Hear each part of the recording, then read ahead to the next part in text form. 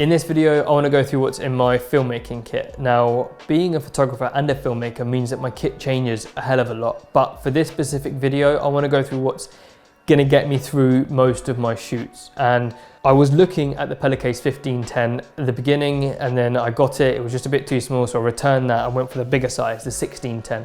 This is a beast of a case. So let's open it up.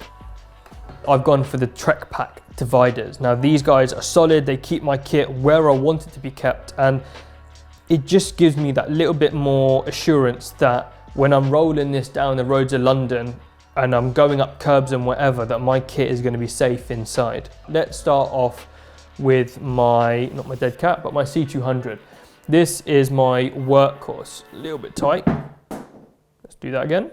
So let's start with the workhorse, not my dead cat, but my Canon C200. I love this camera. It gets me through every single shoot. It's 4K 25, 4K 50. It has everything that I need in it.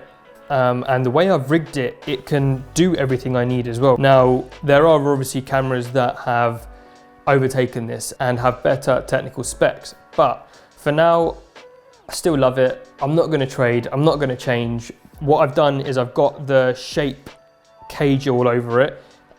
This is a fine way to keep it from taking knocks and whatnot on set.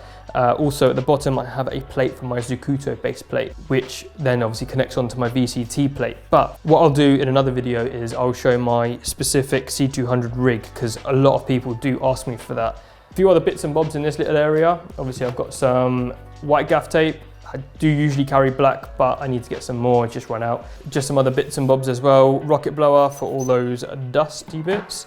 A very cheap Leatherman that I don't even know why I've got it, to be honest. It just kind of lives in here. I've never really used it. Usually my gaffer has one. Allen key set's got me out of some tricky situations, and just a very simple flathead screwdriver. What I also keep in this little section here is my dead cat. It's just the way it's laid out in there. It also kind of gives some extra cushioning for the little bits of tools that I've got rummaging around in there. Next up, we'll come to this section where I keep my shoulder rig handles, shotgun mic, pistol grip, and a few other bits. But I usually do also keep my base plate in there. This isn't currently in there because my rods are stuck inside, and really annoying, to be honest, because it's happened a couple of times before and we've contacted Zacuto. They actually want me to send this piece back to Chicago for them to have a specific look at it. Whilst these are stuck here, I currently keep this in my Sackler tripod bag, but as soon as they're out, I usually keep it directly in here. It's kind of compact in there, it keeps everything in its place. Next up, we have my pistol grip. This is just a generic pistol grip, a Rycote one, does the job. Majority of the time, I don't actually like using lav mics. I feel like having a shotgun mic boomed over is better, unless I'm running and gunning, you know, kind of capturing people moving and whatnot. But majority of the time, I prefer to have my shotgun mic rigged up, which brings me on to my shotgun mic. This is the Rode NTG4 Plus. Not much to say apart from it's a fantastic microphone. Next up is my Shape top handle. Now this is built like a absolute beast. All of the Shape kit actually is built very well. It's all metal, it's all solid. It's actually top-notch kit. Next up is my, this looks a bit like a jigsaw puzzle, but it's essentially the monitor handle, the Shape monitor handle for my C200. I'll get to that in a minute. And again, it does look confusing, but effectively where the C200 is there, let's get that in focus. Well, this just screws in there and your monitor will fit on the end of this so you can see it all clear. Now I've still got my X-Rite color checker. This comes on pretty much every shoot. I actually used to use my C200 and my A7 III. Before I got my Canon R5, I just used to use my A7 III, so I had to use this quite a lot. What else do we have in here? We have my Bright Tangerine Titan Arm. Now, when I first bought this, my friends in the industry actually rinsed me for buying it because I spent 250 quid on it. When I used to use my A7 III a lot more, I actually used to double this up as my top handle. So you imagine that the camera's here underneath, that would be screwed into the actual cage of the camera. I'd have my Atomos Ninja there, and then I would double this up as a top handle. So chuck my hands in there, and then whenever I need to get a low shot, there we go, done. Super easy, just a solid piece of kit. On their website, they show how this can hold like 4 or 5 bricks. It's an absolute joke. Next up, we have my Vocus hand grip adapter. Now imagine we've got two rods going through as such. They would then go onto the base plate, and essentially my handles would go on these sides. So we've got a rosette on that side and we have a rosette on that side. So basically just a little adapter that goes a long way.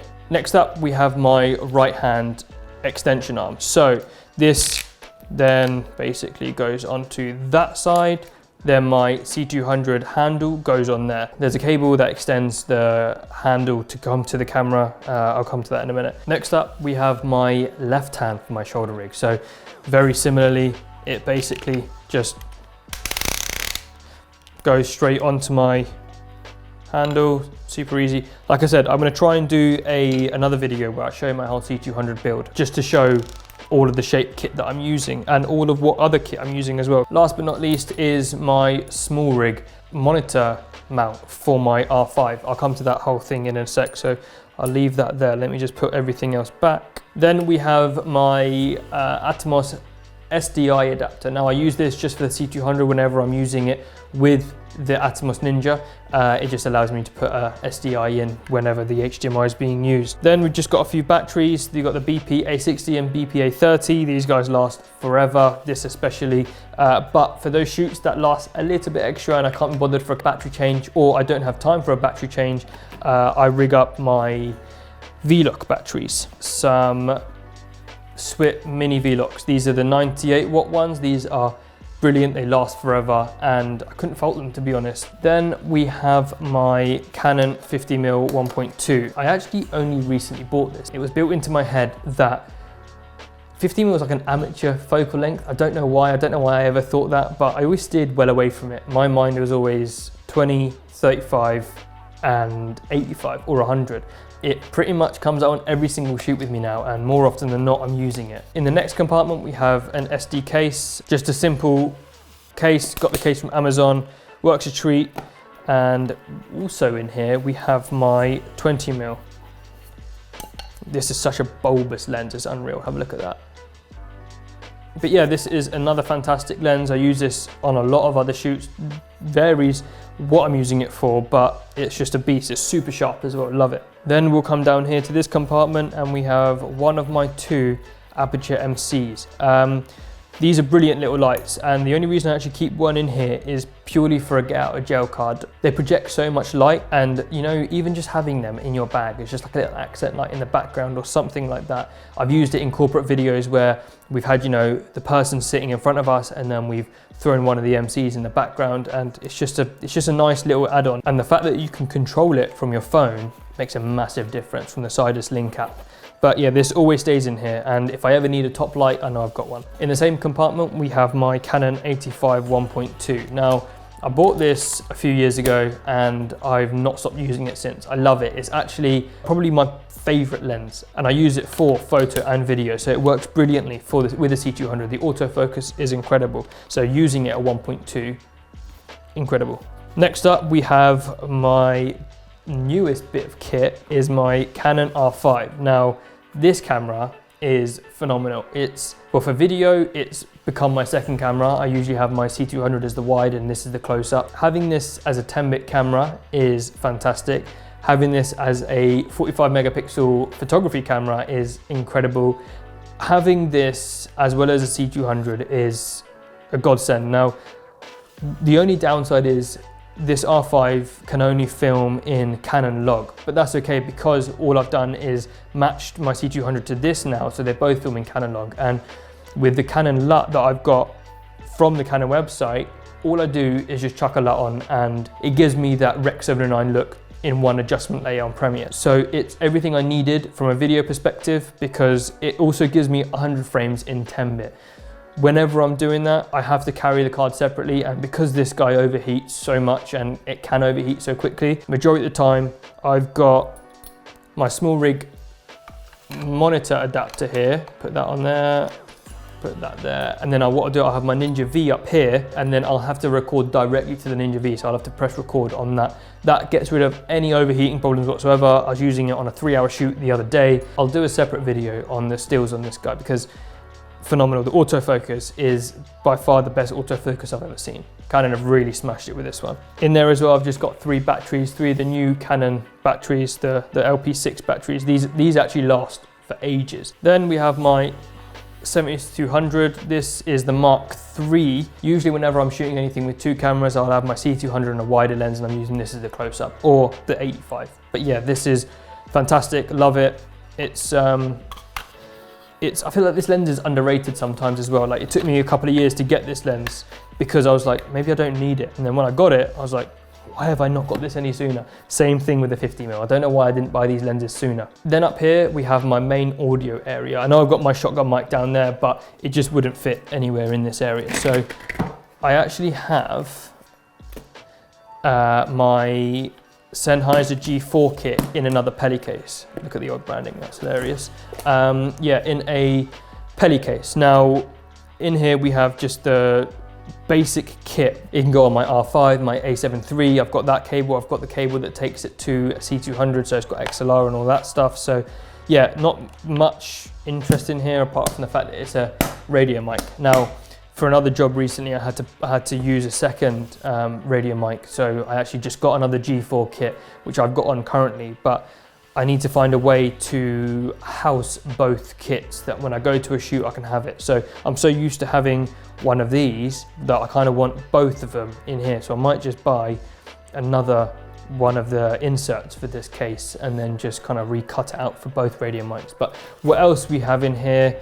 We've got some undercovers from Ryko. These are brilliant. Used them recently on another shoot, and yeah, just going through these like no man's business. Couldn't recommend them enough because I never really used to use them, and because I don't like using lapel mics because I don't like seeing them, I just got some of these and I was like, yeah, they work a treat. We also have some XLR cables in here. The reason I got 2 is kind of always have a backup, plus it just gives me that extra bit of length if I need it. Then just some AA rechargeable batteries by N-Loop. Because I recently picked up that extra Sennheiser G4 kit, I went on Amazon and picked up a adapter so I could put on 2 radio mics. This actually works really well. It's just basically a T-bar. 2 cold shoes, pop both G4s on here, done. Also, because I hate seeing the lapel mic like the undercovers, I picked up some of the Rode mic cover things. Not used these properly yet, but I hope to soon. And while we're here in this little area, I just keep a load of like Sharpies, pens, whiteboard pens. Oh no, these are all Sharpies. Why have I got 3 Sharpies in here? I don't know. But yeah, can't ever go wrong with having too many Sharpies, I guess. What else? Oh no, here's my whiteboard pen for slates, if I ever need it, or if an assistant forgets or theirs runs out. Got a little screw adapter for a tripod plate and a spigot. In this next section, we have just a few more accessories. So some overhead headphones. These aren't noise cancelling because I once spoke to a soundie and he said whenever you're recording sound, you shouldn't be using noise cancelling headphones. So took that advice on board and just went ahead and got some of these Bose headphones. They're fantastic, they work a treat. What else do we have in here? We have the monitor cable for the C200 monitor. Keep that in the bubble wrap that it came in. This plugs into there, then goes into the C200 whenever I'm using that. And more often than not, I use this monitor ahead of the Ninja V now. Now these little bags, I actually saw another DP using these on Instagram, and he sent me the link to them, and they work really well. They just help keep these little areas more organized. And what's in this one is just 2 SDI cables, 2 30cm cables, and the C200 D-Tap power cable. Yeah, whenever I'm using V-Locks on this, you have to have this to plug into the V-Lock adapter. And in this bag, we have my C200 grip relocator cable. This obviously stretches, whoa. And then also in that little bag there is the D-Tap to the Atomos Ninja. And in the final compartment, we have the Hawkwood's V-Lock adapter. Now what I've done here is just attach some Velcro for whenever I'm using a Teradek or some sort of wireless transmission or even a radio mic. Not much else to say about this apart from it jumps on the back. I'll share some pictures of how it all looks and stuff, but that's kind of it. That's kind of my essential filmmaking kit that would get me through most of my shoots. Obviously without the stands, without the lights and without the tripods, this is what I could get through most shoots with. But what I have to remember is this is all kit that I've collected over 6 or 7 years. This is all kit that I've invested into slowly whenever I would need it. But for now, that's everything I want to go through for this video.